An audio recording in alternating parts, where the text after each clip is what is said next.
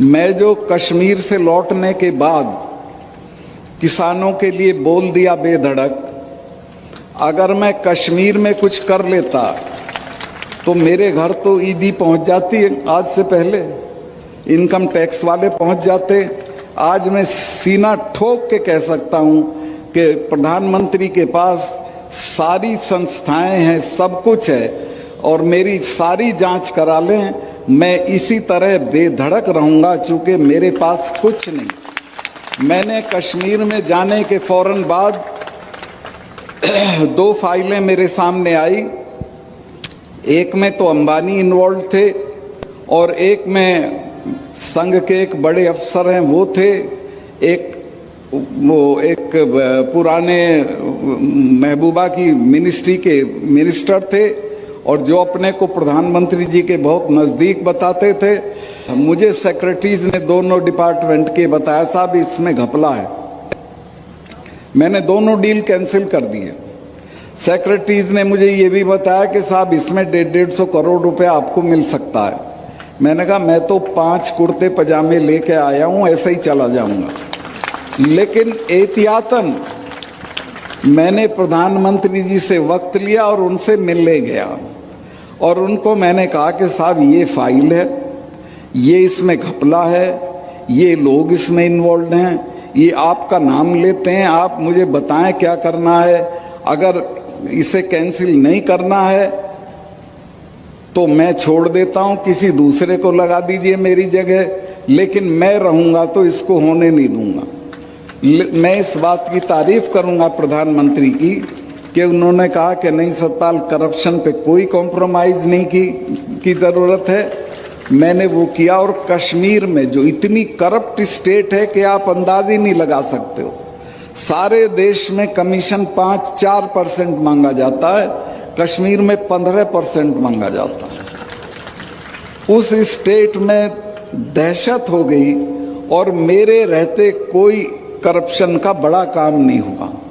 आते आते मैंने वहाँ एक, आप देखते होंगे आजकल प्रेस में और टीवी में, उसको रोशनी एक्ट कहते थे। फारूक अब्दुल्ला वो एक्ट लाए थे कि ये सरकारी ज़मीनें हैं, इनको हम ठीक ठाक दाम पे दे देंगे और इससे जो रुपया मिलेगा उससे बिजली की हालत सुधारेंगे।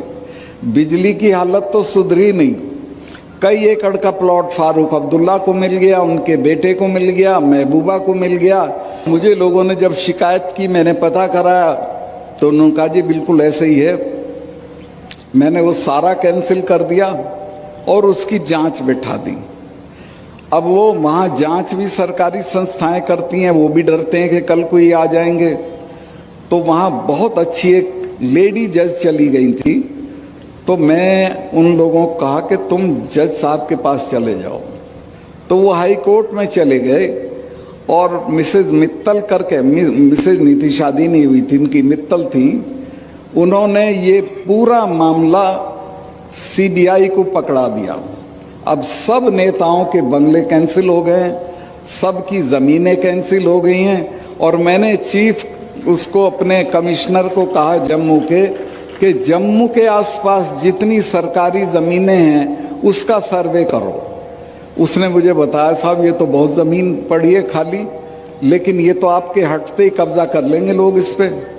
मैं क्यों? कहने लगे महबूबा के आदमी को तो देर ही नहीं लगती कब्जा करने में, वो तो एक खूंटा गाड़ के भैंस बांध देता है और कहता मेरी ज़मीन है। ऐसे ही ये कर लेगा फारूक अब्दुल्ला। तो मैंने कहा क्या करूं? कहने लगे साहब इसको कर दो। मैं कहा मैं इसको बांटने का नहीं हूँ, ना मैं इसको बेचने का हूँ। आप एक काम करो, मेरे यहाँ 3 कोर हैं आर्मी की, 3 लेफ्टिनेंट जनरल पढ़ते थे कश्मीर के, इन तीनों को बुला के उन सबों को ये ज़मीन दे दो। मैंने वो सारी ज़मीन फौज को बंटवा दी, बची हुई पुलिस के क्वार्टर बनवाने के लिए दे दी। आज 1 इंच ज़मीन ऐसी नहीं है जिस पे कोई कब्जा कर ले या उसे खा जाए। ये करीब करीब सब जगह हालत है देश की। तो मैं आपसे, जो नए जो अफसर आए हैं, उनसे ये उम्मीद करता हूँ कि आप जहाँ जाओ कार्निवोलस फ्लावर मत बनना, समाज के दबाव में मत आना, खास तौर से बीवियों के दबाव में बिल्कुल मत आना। वही खराब करती हैं, बुरा मत माने। वो पड़ोसन की सारी चीज दिखाएंगी।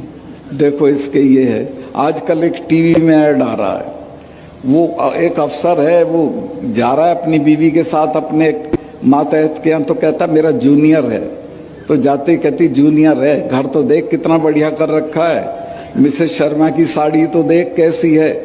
तो ये दबाव आएंगे आप पे, ये दूर नहीं है। और आपको भी अच्छा लगेगा कि आप थोड़ा पैसा कमा ले, बढ़िया गाड़ी लें, बंगला बना दें। मैं ऐसे ऐसे लोगों को जानता हूँ जयपुर में कि जिनके गांव में फूस का घर नहीं था और उन्होंने क्या क्या बंगले बना रखे हैं, वो आपके समाज में भी आके इनाम बांट जाते हैं। आप कभी देखते ही नहीं कौन है कौन